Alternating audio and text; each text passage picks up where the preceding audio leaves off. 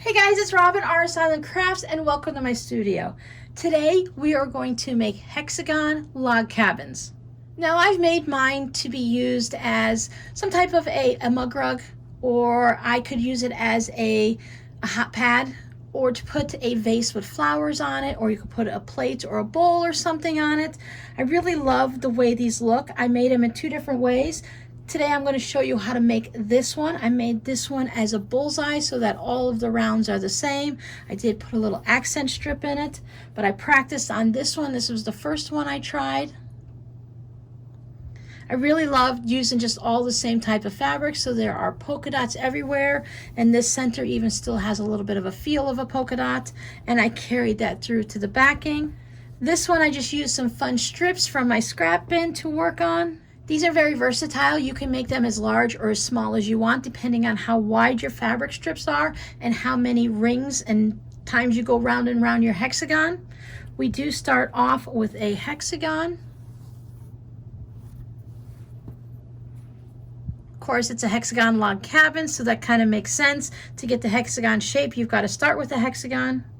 You can make these pretty small and just use them as a coaster. Or you can make them really large and turn them into a big baby quilt. You can make it all the way to 36, 42 inches, whatever size you want, and anything in between. So let's get started. The first place to start with your project, no matter if you're just going to make a little coaster or if you're going to go all the way up to a table topper, you need to start with your center hexagon. And that's going to allow us to build it off like a log cabin and work our way all the way around until it gets to the size we want. I chose to use a 2-inch hexagon for my project, which means that these sides each measure 2 inches. So when I printed it off, for me, I didn't really care exactly how big it went. So if my little center point was not exactly, if it was 2 1/4 inches or 1 3/4, it didn't matter to me. But if you're trying to build it up to a certain size, that may be important to you. But even if this one is just a little bit off, big or small, based on your beginning size that you think you want to start with, you can always stop and trim up your hexagon project at any point. I like this size as a candle mat.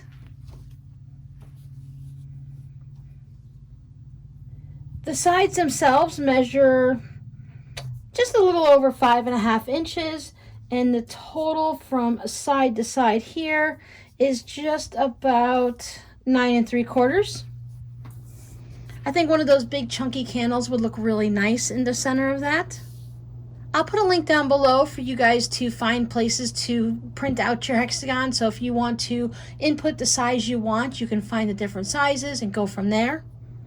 What I did is I printed it out, and then I took my rotary cutter that is meant for cutting paper. This rotary blade in here is one that I've already used cutting fabric, and it got a little dull. So when I put a new one in there, I switch it down to the paper one. This allows me to cut paper or batting or anything like that so that my one for my fabric stays nice and sharp.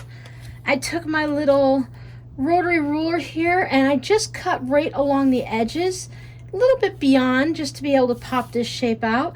And the reason I wanted that is I wanted this to trace out a shape. If I'm just going to use a random design, let's say I'm just doing all polka dots, I can just set this on top of it, trace around the fabric, and then cut it out. As you can see, this one has like a firework or a starburst in the center, and the way I did that is I did a little fussy cutting. I took my scrap of fabric and I put my little window opening here over it, and that allowed me to move it around. So if I wanted to get this starburst in it, I can look and see, and I can, okay, there's fabric all the way around, then I could just trace around that. But if I wanted to get something a little different, maybe I wanted this one, then I can see like maybe I didn't want all of those extras. Ooh, that one's a really nice one. Where can I get that one in? But that's going to have a lot of bit there. And then if I wanted it in the center, as you can see, there's no fabric there. So you can turn it around and move it and help decide what you want to see in the center of your hexagon log cabin. So if you're using a novelty or maybe a solid or semi-solid, you can use the window effect to look for it to see how it's going to look. Or you can just set your template down, trace around it, and cut it out with scissors or your rotary cutter.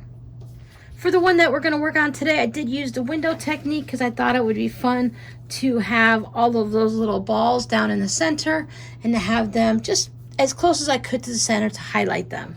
The other thing we're going to need is fabric to go around it. I'm doing mine totally scrappy. I went into my scrap bins and I pulled out different fabrics that I like. These are just novelty ones, things that either would pop and give it a little bit of a bright color, or things that would contrast, fabrics that I like. It didn't really matter. I just pulled out things that would work.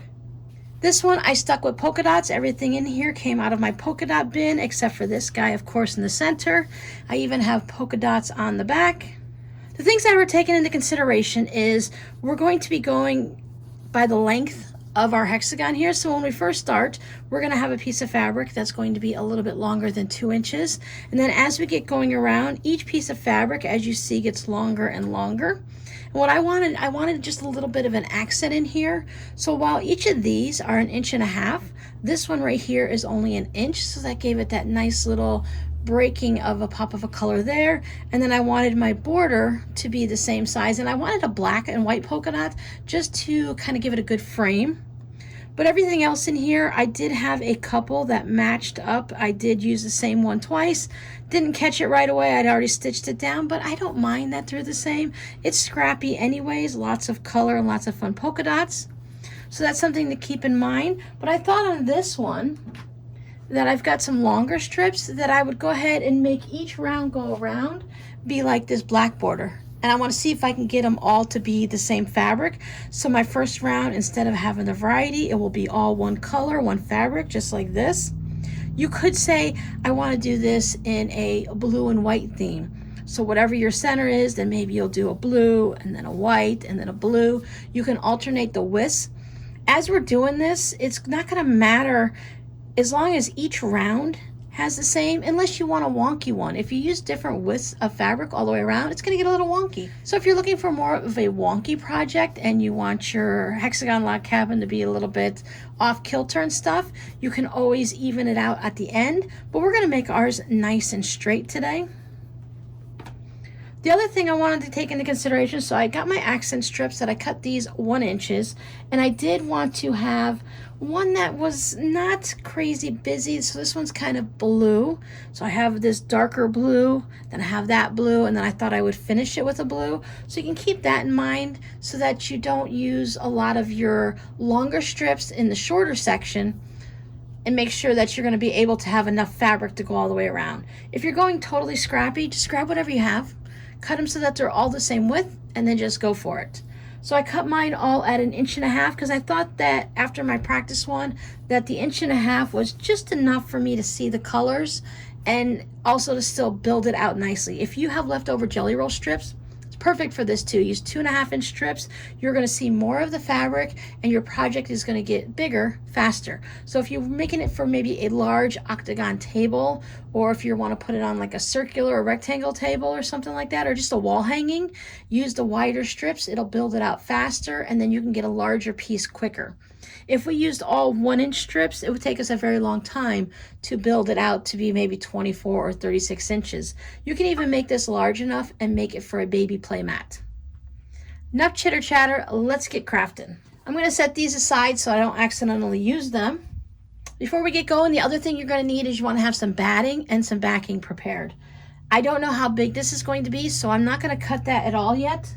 So I do have a chunk of scrap batting that I have, and then I'm going to use this light bulb fabric for the back, but I'm going to hold off on cutting anything like this until I'm all done. We want to start with our smaller scraps first. So I'm using the same color all the way around, but if you want to do it scrappy, you want to find a small piece, and you want it to be about 1/4 inch on each side of an overlap. So you want to figure your piece needs to be 1/2 inch to 1 inch larger. I'd say if you're a little bit concerned on your sewing skills and you get it just right, I'd go 1 inch larger. So right now, this piece right here that I'm going for is 2 inches. So I need to have a piece that's at least 3 inches long. Since I have this blue-green thing, I think I'll go ahead and put this bright yellow around it. Just go ahead and cut myself a piece that's about 3 inches long, a little bit longer, just to make sure that I have plenty of room. We're going to lay these right sides together, and you want to make sure, as I mentioned, that you are overlapping on each side at least 1/4 of an inch. Go ahead and stitch our 1/4 inch seam. Then we're going to bring it up. And we want to make sure we have enough overlapping because we're going to be trimming it here. So we just want to make sure we have enough, at least 1/4 of an inch to go over, so that we have that room to trim off the excess. Since I'm working with, these are leftovers, they're still scraps, even they're larger pieces. If you're just using little pieces of scraps, then it's really easy just to grab your smaller piece. And as we get going more and more, you can also piece them together to get long enough strips. So I'm going to take this to the sewing machine and I'm going to sew it from the back, just so that I can make sure I can see my original hexagon here. So I'm going to start stitching right here. You can back stitch if you want. I usually don't. And I'm going to sew over there. And then I'm going to go ahead and stop. And let me show you how to sew the first one. And then the rest of them are just all the same after that. You can put pins in, or you can put clips on it to hold it. The fabric just seems to want to stay together. So they're right sides together. I'm doing a 1/4 inch seam and I'm keeping my stitch length at 2.0. It's a nice tight stitch that I use for when I'm sewing quilting pieces together. That way it holds everything together nicely. If you want, you can start on the outside here and work your way in. It's not going to matter if you stitch past it. We just want to make sure that we're stitching at least this full length here. But if we stitch extra, we're going to trim it off, so it'll be okay.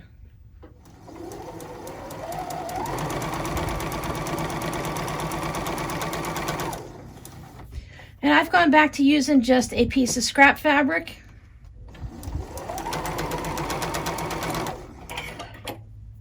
And what that does is it allows me to keep it going. So now I don't have to have that long length of thread that I have here in the beginning that either has to be trimmed off.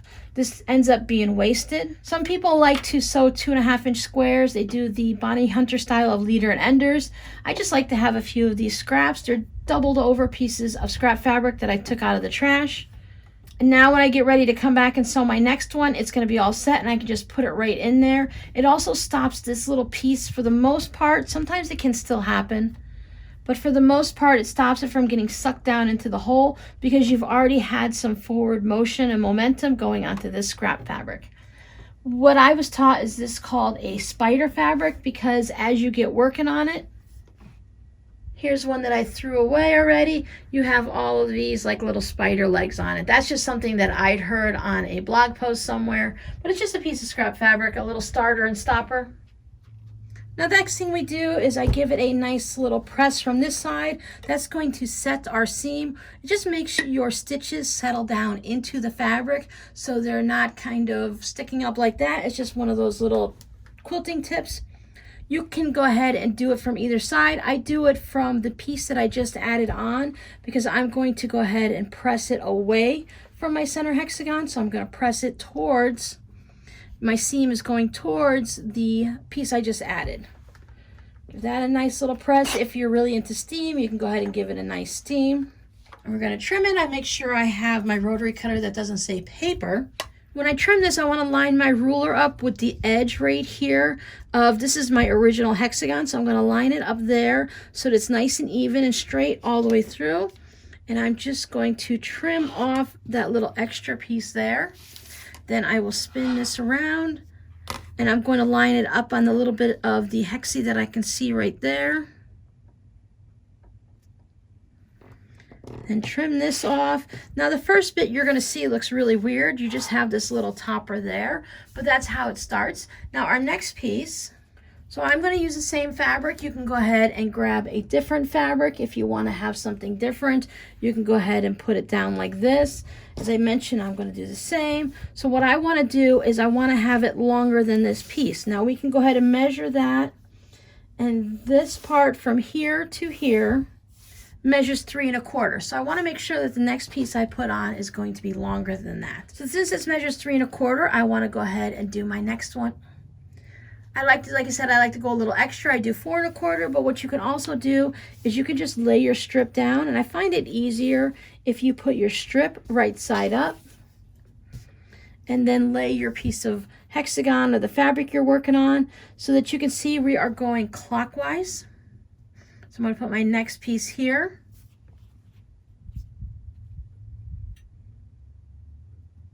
Make sure I have at least 1/4 of an inch sticking out that way.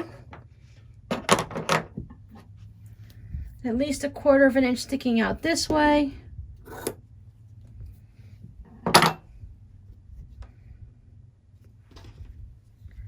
Then again, I'm going to take it to the sewing machine and I'm going to at least stitch from here to there, but I'll most likely just stitch the whole length of it. As I'm stitching, here is that first little one that I put in. It's detached, so I'll just go ahead and trim that off. I took one of my other ones and I put it in my machine as I was feeding it through here, and then I just snipped it off there. Just put a little towel down so I can put my wool mat on it. The steam goes all the way through and I don't want the heat or the steam to hit my cutting board. I normally don't do it for very long like this, but for just one little seam, it's going to be okay. Again, I'm going to press it from the top, set the seam, and then I'm just going to press it out towards the outer edge to where that piece was. So now I can see that it's going to be fine here and it's going to be fine there. Everything is covered. You can start trimming at any one. I just tend to trim this one first because I can see more of the hexagon fabric.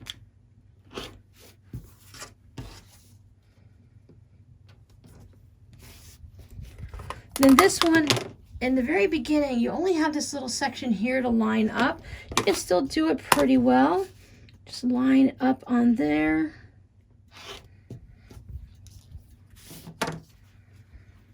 Okay, so there's round 2, and I'm going to keep adding them until I get all the way to this round. We're going to count this as our hexie, and then this will be round 1. So when we do round 2, I'll come back and show you how we start that. After I put on my last little strip, when I go to trim these now, I have to line my ruler up with that beginning of the round that I just did. So I'm no longer using the hexagon.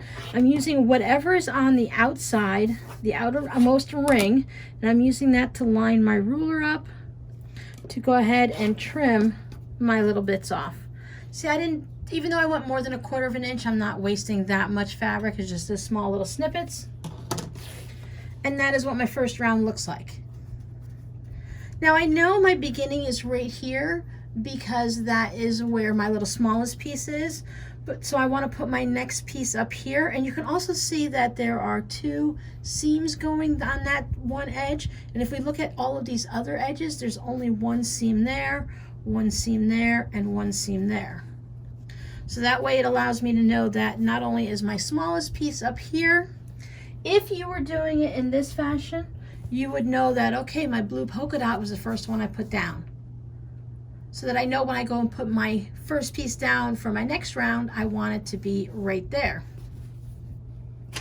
It's just going to keep everything going nicely counterclockwise, and it keeps everything so that it's, we're going to say square, even though it's a hexagon, but we want to make sure nothing is getting all twisted and off kilter. So as you see on this one, I did the little bit of a smaller round just to break it up. For this one, I think I'm going to make this one a little bit bigger than my polka dot one, so I'm going to go do another round before I start on my narrow strip. I do have some of my yellow bugs left over, so I'm just going to go ahead and save these for a future scrap project. I know that my outer pieces and my accent strip is blue, so I might not want to put a blue one right on this round because my accent's going to be blue. So I think I will go ahead, now it's a dark blue, so I could use this light blue. But I think for this one, I'm going to go ahead and go with the green just because I like the green against the yellow. So again, I need to have a piece that measures at least 1/4 inch more on each end, so a total of a 1/2 inch more than this piece, and I can just eyeball it. I'm like, okay, I got enough going over on that side, and this one, I'll just cut that straight and take it to my machine. As you get going, once you know that if you have your piece cut like this, then it's easy if you can want to just stitch it from the front still, because then we're going to stitch all the way across. But you also have to be careful because you don't want to have this get caught underneath your machine as you're stitching. So I still continue to go ahead and stitch this way. It also allows me to keep an eye on these seams to make sure they're laying nice and flat. I'm going to put this on and I'm going to stitch the whole round just like I did with the last one, and then we'll do the narrow strip. So I ended up pulling more fabric scraps out than I needed. I really like the look of the size of this version. So this is where I'm going to stop here. My main hexie, There we go. 1, 2, 3, 4 rounds is good for me. You can go ahead and do as many rounds as you want. It's going to be different for everyone depending on the width of your fabric strips. Now you don't have to have that little accent strip either. So that's just something I like to have on there. I was thinking this would look really great in some type of a bullseye. Definitely the contrast of a black and white would be really cool if you had the just not straight solids, which would be fine. But if you had the different small little prints on it, and maybe you could do your accent strip in, I always think of red, but you can always put an accent strip of any color in there. You can have, if you want to have whatever matches your living room or your kitchen or whatnot, the options are really, depends on what you want to have and what kind of scraps you have. So they're unlimited. So I'm going to put these into my scrap pile again, put them back in that little scrap bin, and now let's keep going with this. So since I'm cutting mine from yardage, I'm just going to go ahead and set mine down here. And I'm just going to rough cut it out, and then I will cut it for real.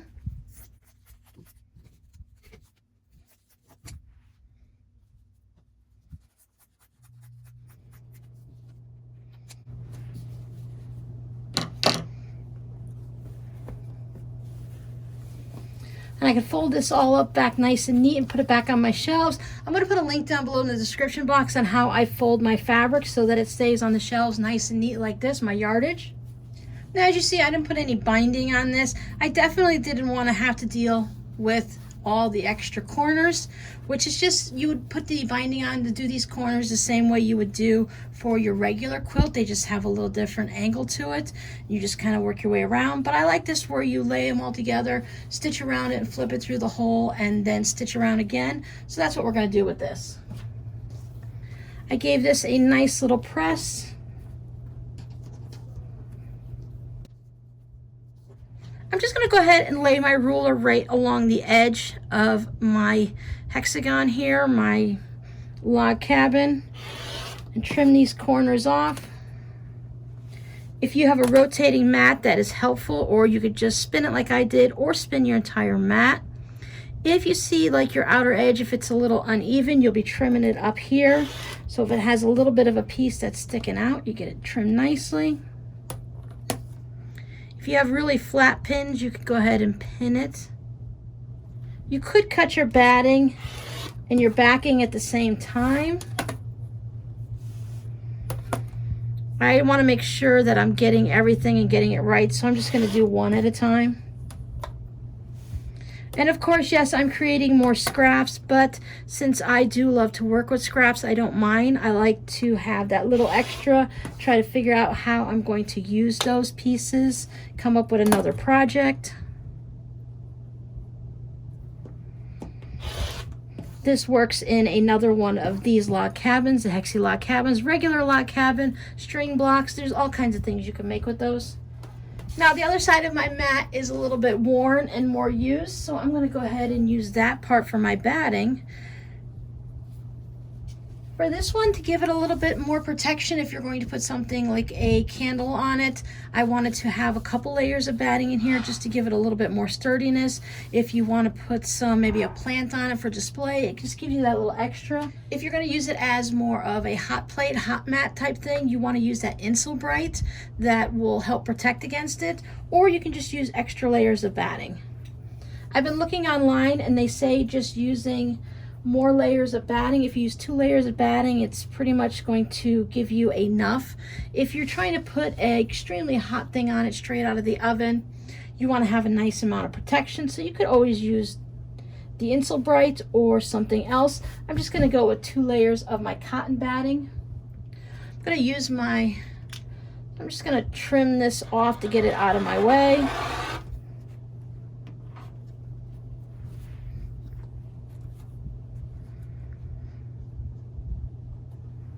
You can trace around this and do it with a pen or a pencil or some type of marking tool if you prefer.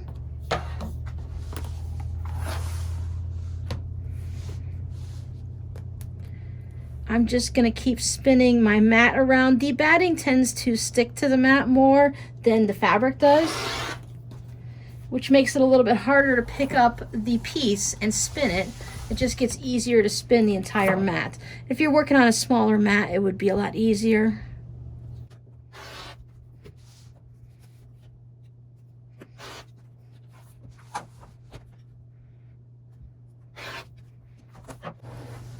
In the past, I've used this one cutting mat, a specific cutting mat, to do all this. I'm going to put a link down below for that video also on how I cleaned it. I usually cut all my batting and things like that on that one specific mat. That way it doesn't put the extra bits of fibers and stuff into this mat. But this backside is already not the greatest for cutting fabric anyway. Now, if you wanted, you could put down one piece of batting and go ahead and quilt it. But I did all of the quilting on this one. I did really simple. I did just some outline stitches around there. You can kind of just see simple things like that. It's not a big project, so I went and kept the quilting simple. So what I'm going to do is I have my 2 pieces of batting. Keep everything lined up on the bottom. And then I have my backing right side up. I'm going to take my top piece and I'm going to put that right side down. Mine came out a little bit different, so I did have to keep spinning it until I found it to where it lined up nicely.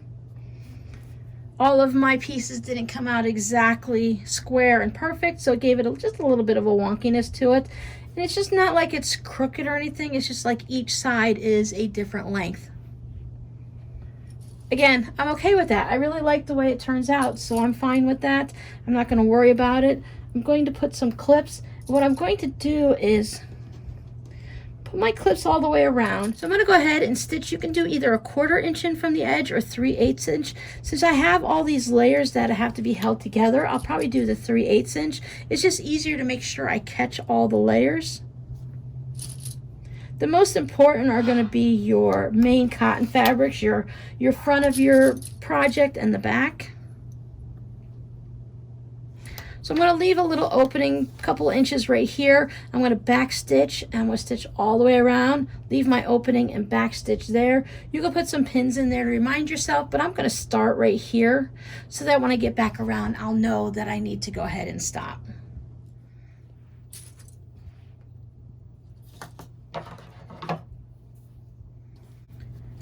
So I stitched all the way around. You can see right here, I left a little opening so I didn't stitch.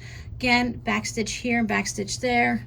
3/8 all the way around. You can do a 1/4 inch, 1/2 inch, whatever works for you. Now I want to take and trim these corners off. I'm just going to release some of the bulk from those corners so that I can get as much of a sharp point as I can get. That you leave a little bit of space in between. You don't want to cut right up to your threads. You want to leave just a little bit, maybe an 1/8 of an inch from there to the edge. I said that just trims off that extra bit of bulk there. If you've been here for a while, you've seen me do that with many of our projects that have any type of a corner. Trim off that thread.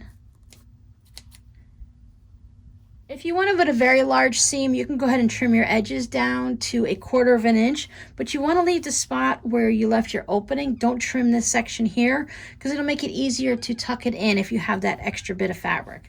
So what we're going to do is we're going to go in between our front of our project and the back so that we're going in between the 2 pieces of cotton. We want to make sure we're not going in between any of our battings because what we see right here is what we're going to see on the outside. We want to make sure we see our backing and then the front of our project. So I'm just put my fingers in. You can use hemostats or something, but it's not too hard. And you're just going to gently pull it through. It might look like I'm going all difficult here. I'm just giving it a little bit of a pull and a tug that way. My 2 turning tools of choice is a crochet hook that has a bit of a rounded tip on it, and then my point turner here. What I like to do, since this is a really sturdy metal hook, I can get in there and I can put my hand in if I want, but I just put this in and I pop out my corners the best I can just to get them started. Just work your way all the way around. You want to make sure you get each of those corners popped out.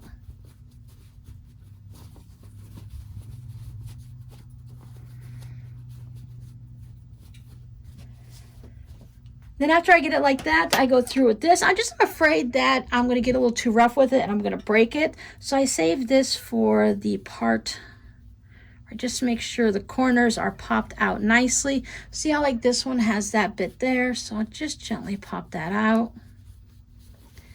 Some people do it with their scissors because they're not too pointed. Some people use pens or chopsticks or those little tools that come when you buy a bag of fiber fill, the little turning tool.